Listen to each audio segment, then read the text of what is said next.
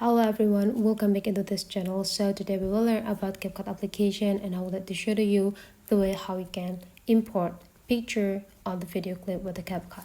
You just need to open the CapCut application and you just need to create a new project, or you can also use the project that you have here.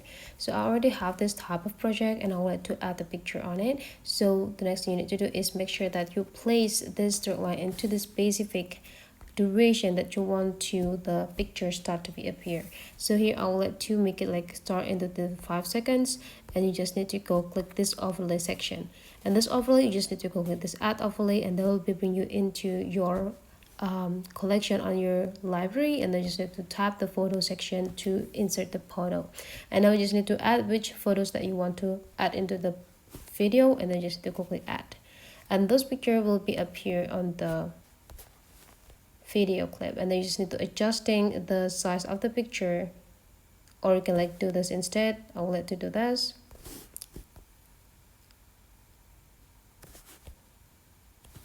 So this is the result. That is the way how you can like add or import the picture into the video. Hopefully you enjoy this a lot, and let's meet again into other tutorial.